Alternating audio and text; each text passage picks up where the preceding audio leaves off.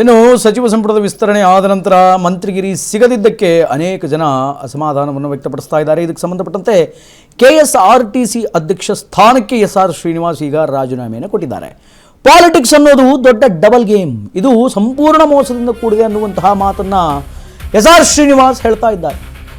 KSRTC ಅಧ್ಯಕ್ಷ ಸ್ಥಾನಕ್ಕೆ S R Srinivas ರಾಜೀನಾಮೆ ರಾಜಕೀಯ ಡಬಲ್ ಗೇಮ್ ಮತ್ತು ಮೋಸದಿಂದ ಕೂಡಿದೆ.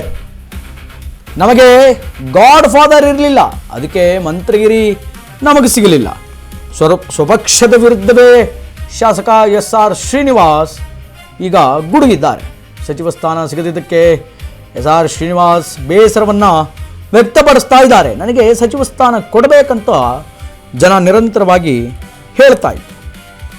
ಯಾರು ಹೇಳಬೇಕಿತ್ತೋ ಅವರು ಈವರೆಗೂ ಕೂಡ ಅದನ್ನು ಹೇಳ್ತಾ ಇಲ್ಲ. ಜಗಳದಿಂದ ಪಡೆಯಲು ಅದೇನು ನಮ್ಮ ಅಪ್ಪನ ಆಸ್ತಿನ, ಸಚಿವ ಸ್ಥಾನ ಅನ್ನೋದು ನಮ್ಮ ಅಪ್ಪನ ಆಸ್ತಿನ ಜಗಳ ಮಾಡಿ ಪಡೆದುಕೊಳ್ಳೋದಕ್ಕೆ ಇಲ್ಲ. ನಮಗೆ ಗಾಡ್ ಫಾದರ್ ಇರಲಿಲ್ಲ, ಹೀಗಾಗಿ ಸಚಿವರಾಗುವಂತಹ ಯೋಗ್ಯತೆ ಇಲ್ಲ ಅನ್ನುವಂತಹ ಮಾತನ್ನು ಹೇಳ್ತಾ ಇದ್ದಾರೆ. ಹಣ ಇದ್ದರೆ ಮಾತ್ರ ರಾಜಕೀಯದಲ್ಲಿ ಮೇಲೆ ಬರೋದಕ್ಕೆ ಸಾಧ್ಯ. ಹಾಗಾದರೆ ತಲೆ ಹೊಡೆದು ಹಣ ಸಂಪಾದನೆ ಮಾಡಬೇಕಾ ಅನ್ನುವಂಥ ಪ್ರಶ್ನೆಯನ್ನು ಮಾಡಿದರು. ನಮ್ಮ ಜಿಲ್ಲೆಗೆ ಇನ್ನೊಂದು ಸಚಿವ ಸ್ಥಾನವನ್ನು ಕೊಡಬಹುದಿತ್ತು ಅನ್ನುವಂಥದ್ದು ಎಸ್ಆರ್ ಶ್ರೀನಿವಾಸ್ ಅವರ ಮಾತು. ಕಾರ್ಯಕರ್ತರ ತೀರ್ಮಾನಕ್ಕೆ ನಾನು ಬದ್ಧ ಅಂತ ಎಸ್ಆರ್ ಶ್ರೀನಿವಾಸ್ ಈಗ ಹೊಸದೊಂದು ಬಾಂಬನ್ನು ಹಾಕಿದ್ದಾರೆ.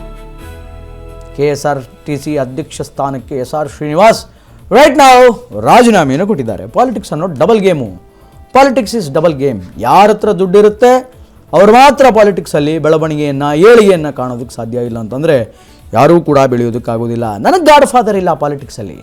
ನನಗೇನಾದರೂ ಗಾಡ್ ಫಾದರ್ ಇದ್ದಿದ್ದರೆ ನಾನು ಇಷ್ಟೊತ್ತಿಗೆ ಮಂತ್ರಿ ಆಗ್ತಿದ್ದೆ, ಅಥವಾ ನನ್ನ ಹತ್ರ ಸಿಕ್ಕಾಪಟ್ಟೆ ದುಡ್ಡಿದ್ದರೆ ನಾನು ಮಂತ್ರಿ ಆಗ್ತಿದ್ದೆ. ಹಾಗೆ ದುಡ್ಡು ಮಾಡೋದಕ್ಕೇನು ತಲೆ ಬಡಿಬೇಕಾ?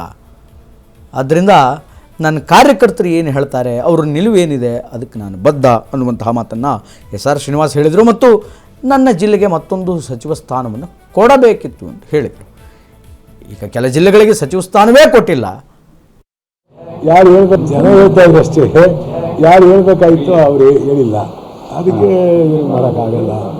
ನಾವು ಪೊಲಿಟಿಕ್ಸಲ್ಲಿ ಅಷ್ಟು ಸುಲಭನಾಗೆ ನಮ್ಮಂಥ ಒಬ್ಬ ಸಾಮಾನ್ಯ ರೈತನ ಮಗ ಮೇಲಕ್ಕೆ ಬರೋದು ಕಷ್ಟ.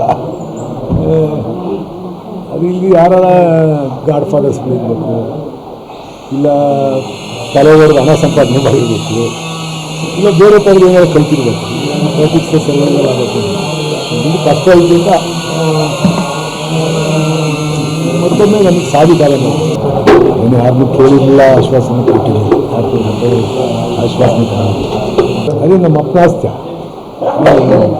ಸಚಿವ ಸ್ಥಾನ ನನಗೆ ಸಿಗಲೇ ಇಲ್ಲ ಅಂತ ಹೇಳ್ಬಿಟ್ಟು ಹೂಗಾಡ್ಕೊಂಡು ಕಿತ್ತಾಡ್ಕೊಂಡು ಕೋರ್ಟ್ಗೆ ಹೋಗೋಕ್ಕೆ ನಮ್ಗೆ ಯೋಗ್ಯತೆ ಇಲ್ಲ ಅಂತ ನಮ್ಗೆ ಅರ್ಥ ಆಗುತ್ತೆ ಅಷ್ಟೇ.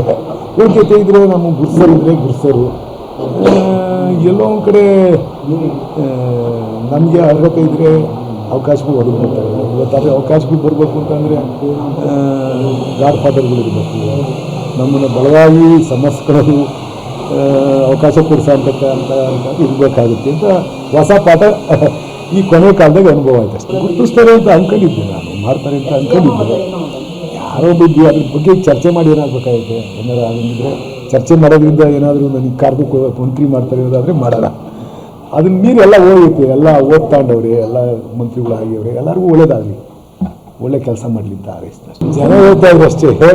ಯಾರು ಹೇಳ್ಬೇಕಾಗಿತ್ತು ಅವರು ಹೇಳಿಲ್ಲ, ಅದಕ್ಕೆ ಏನು ಮಾಡೋಕ್ಕಾಗಲ್ಲ. ನಾವು ಪೊಲಿಟಿಕ್ಸಲ್ಲಿ ಅಷ್ಟು ಸುಲಭನಾಗೆ ನಮ್ಮಂಥ ಒಬ್ಬ ಸಾಮಾನ್ಯ ರೈತನ ಮಗ ಮೇಲಕ್ಕೆ ಬರೋದು ಕಷ್ಟ. ಅದು ಇಲ್ಲಿ ಯಾರ ಗಾಡ್ ಫಾದರ್ಸ್ ಬೆಳೀಬೇಕು, ಇಲ್ಲ ತಲೆ ಹೊಡೆದು ಹಣ ಸಂಪಾದನೆ ಮಾಡಿರಬೇಕು, ಇಲ್ಲ ಬೇರೆ ಥರದ ಏನಾದ್ರು ಕಲ್ತಿರ್ಬೇಕು. ಪೊಲಿಟಿಕ್ಸ್ ಸರ್ವೈವಲ್ ಆಗುತ್ತೆ, ಇದು ಕಷ್ಟ ಐತೆ ಅಂತ ಮತ್ತೊಮ್ಮೆ ನಮಗೆ ಸಾಧಿದ್ದಾರೆ. ಏನು ಯಾರನ್ನೂ ಕೇಳಿರಲಿಲ್ಲ, ಆಶ್ವಾಸನೆ ಕೊಟ್ಟಿದ್ದೀವಿ.